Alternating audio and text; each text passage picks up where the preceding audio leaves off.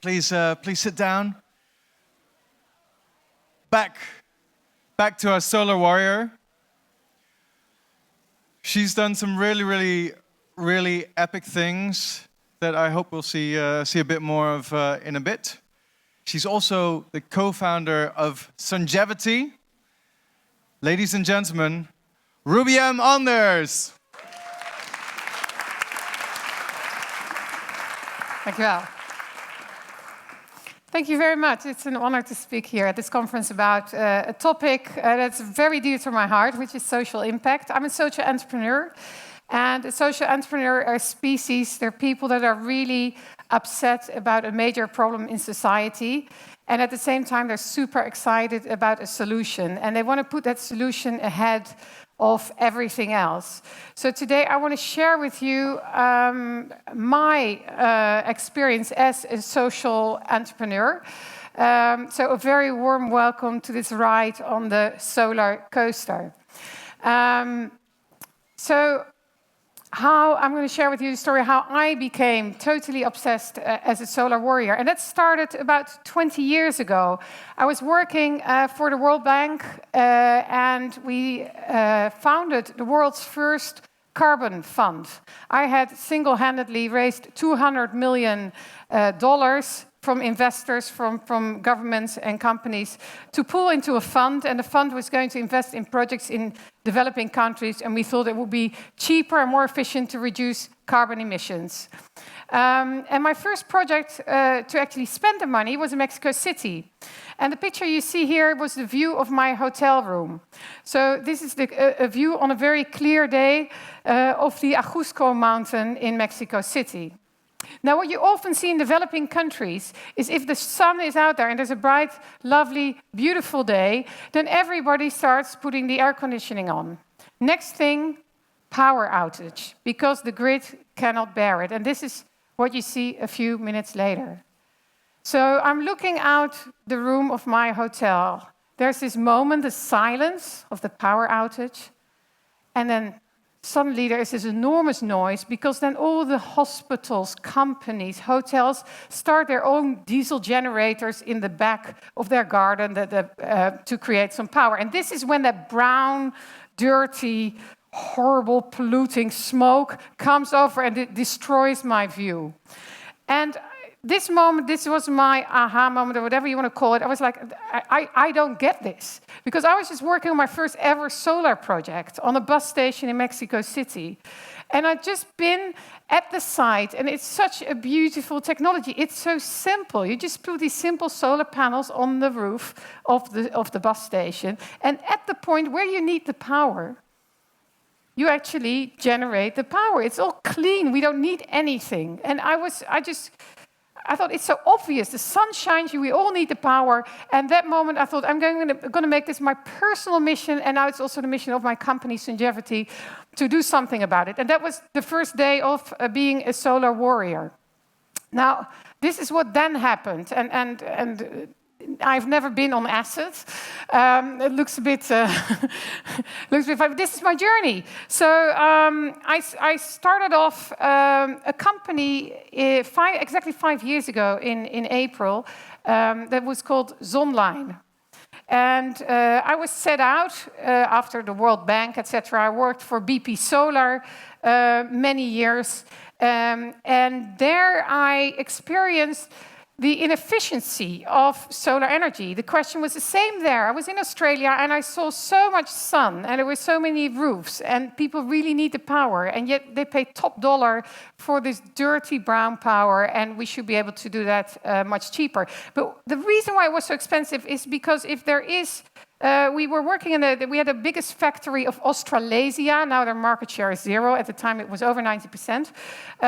But there's the solar panels are produced in a factory, and then it goes to distribution center, magazine, then a distribution center, then a dealership, and the dealer has an installer, and the installer, they put the solar panel in their little van, and they drive up into the outback. They have to make 10 trips to 10 homes, climb up the ladder, measure up the roof, and then design a system, approximately 35 panels, and then they sit at a coffee table with a customer, and then they start estimating approximately how much power that would save. So this was the process. It was hideously expensive, and we set out to change that. We said we should actually Google Earth came on, and everybody started looking up their own home, and we said we're going to change this because we're going to make it super easy. With that technology, we're going to make it visible from the factory. That panel should go straight to the roof. We're going to skip all those steps to make it so hideously expensive.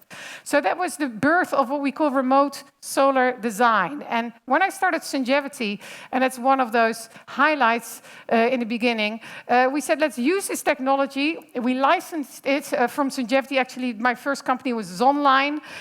We had the technology from Sungevity licensed that was built by one of my colleagues in the BP Solar time who developed that remote solar design. And I'll show you an example later.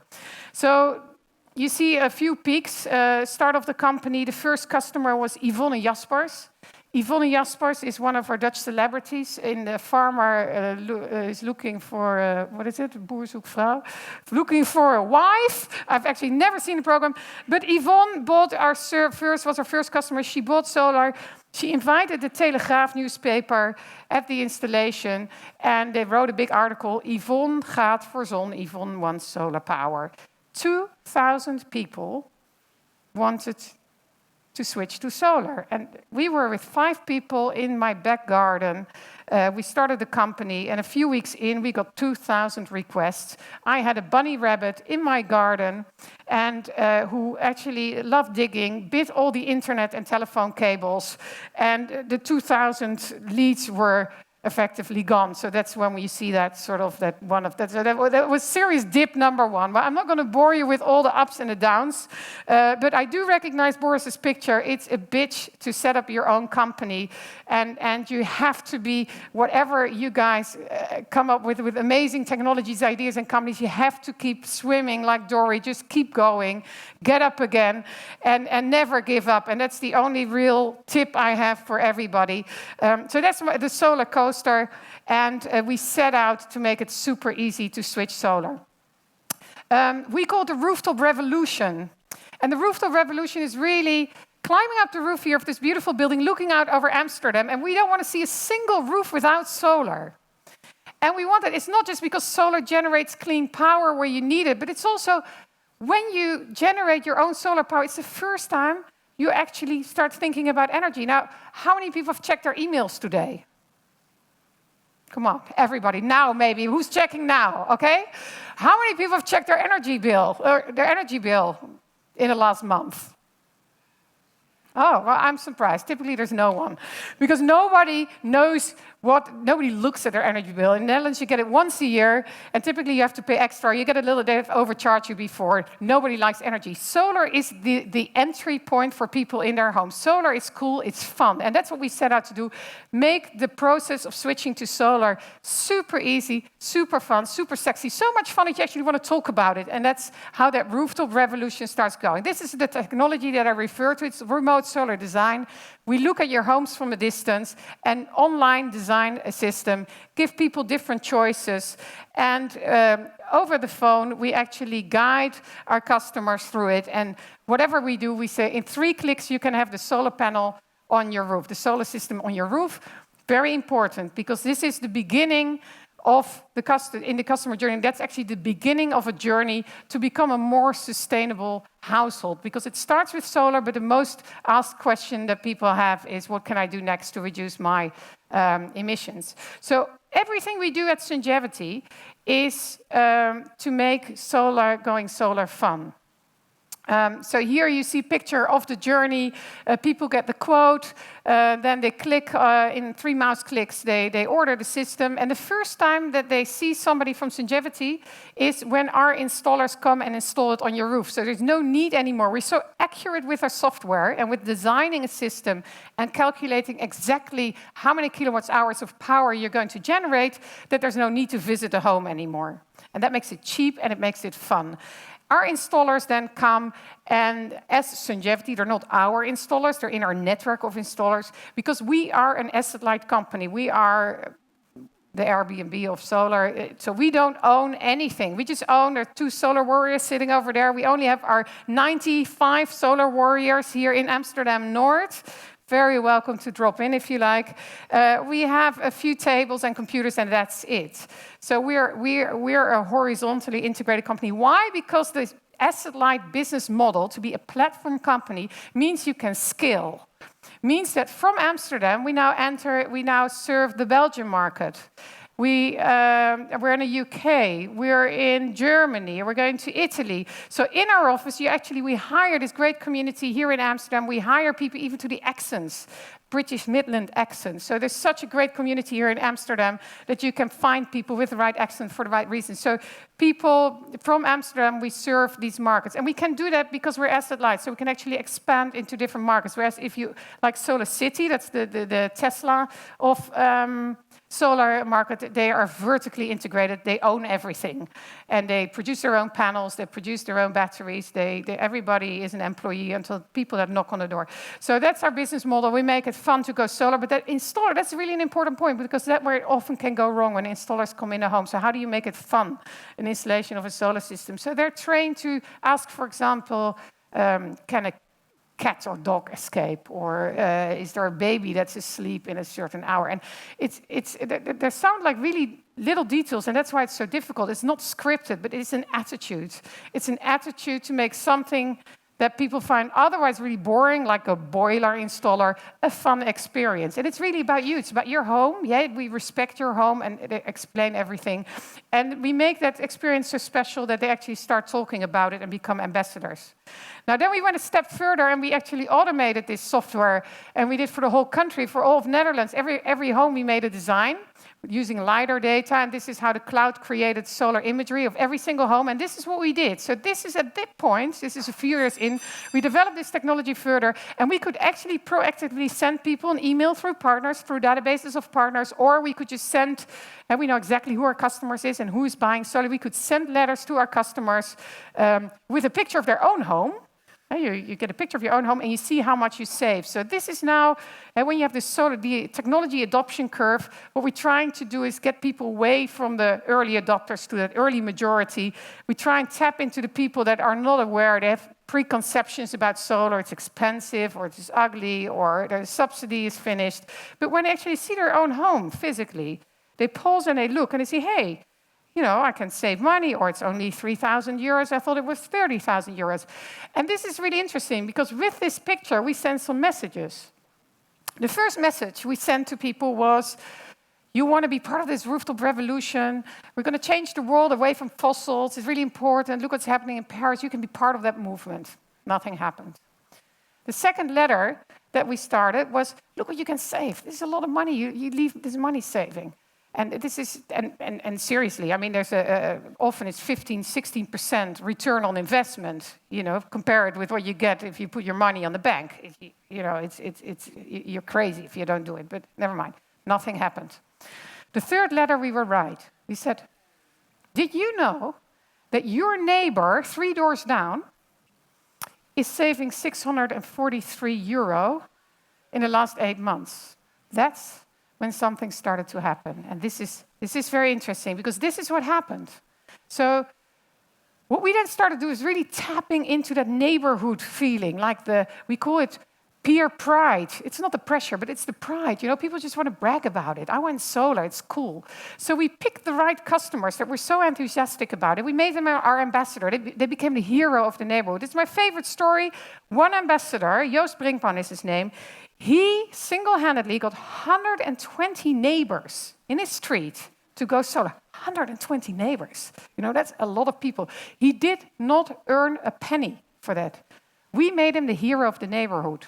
He could nominate a school that would receive a free solar system. But he did so well, so he nominated 3 schools. Now the schools are finished.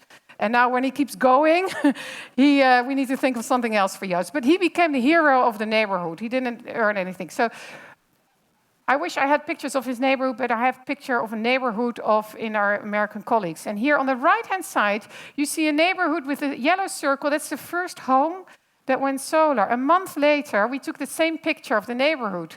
And you see 2 more circles. There are 3 people in the neighborhood went solar. This is how the neighborhood looked like a month further. So now you see 5 or 6 circles. So the solar fever spreads. And this is when it really becomes interesting. This is when the lagger starts sticking out. So this is when you're at your neighbor who drinks and you have to explain why you don't have solar. What's wrong with you? Yeah? So this is what we want to achieve at Songevity. We want to make it the most normal thing on earth. I don't want you to look at me and think, why is she charging her phone? I don't have my phone here with her dress. No, that's the most normal thing on earth. You know, everybody's charging anything you can. Every roof, in every piece of material solar is embedded. That's when we're successful. Now, lastly, I want to show you a little bit into what does it then mean to be a social entrepreneur. Are we just, you know, a business person that's trying to flog solar panels? No, we're not, because we're going really, really far. And we do everything to achieve that mission of us, and my personal mission and the mission of my company, and that's that rooftop revolution. This guy is a very special person. It's a Syrian refugee. We found him in partnership with the Refugee Company. The Refugee Company is a company that works with works with refugees and looks at their skill sets and combines them with people that are looking for people.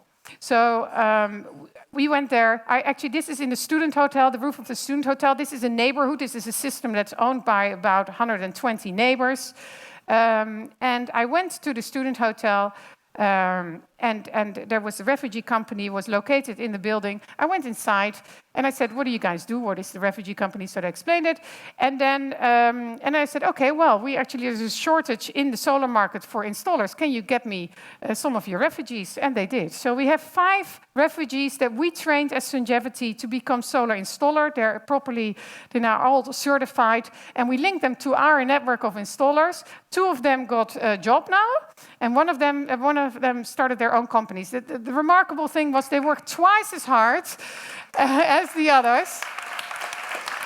And they're super, super proud, and they're super grateful that they have had this opportunity to work. So I highly recommend all of you to look up the Refugee Company, because they have great people. So that's one example what a social entrepreneur does. The other thing is the Stichting de Schooldakrevolutie. It's a foundation. What we want to do with the money, actually what we earn, we reinvest to achieve our mission. And this is a nice example of where we started this foundation. And we are set out to get at least half of all the schools in the Netherlands on solar power. And we're doing that by making it so easy again that you challenge the children and say, well, go to your school and ask, do we want cheap and clean power or dirty and expensive? And then as a headmaster, where is a car? Oh, dirty. Yeah, but we read here in the school rooftop revolution, you can choose between cheap and clean or dirty. So this is what we want to achieve. We just want everybody to make it so easy that all the schools go solar. So it's a network, it's called NL 2025, that helped me with this. The chairman of the Rabobank is in there, so he made money available, at very low interest rates. And we're set out to get all the schools onto solar. Lovely project. This man here on the picture, yeah, you recognize Al Gore, but actually more interesting man next to him. He's a wethouder. I don't know what that is in English. Wethouder. Anyone help me out? Counselor. Okay, counselor at the council. And there was another article that I couldn't find, and it was called "The Kiss for the Counselor." I was in front of him and I said, do you want to hook on to our school rooftop revolution? Because we're interested in getting skill, and through councils we can get skill because they know all the schools. And we want to hook up half of all the available schools in your council to the school rooftop revolution. And he said, I don't know, I have just one really problem with your ambition and with your initiative. And I said, what is it? He said, well, why half of the schools? Why not all the schools? I said, oh. And I want to kiss him. I thought, I'm not going to do that. It's the first time I meet this man, but I told him later, I gave him the kiss later. And I gave him the kiss because he is a counselor that was so incredibly brave, because he went out and he said, I'm going to do all the schools.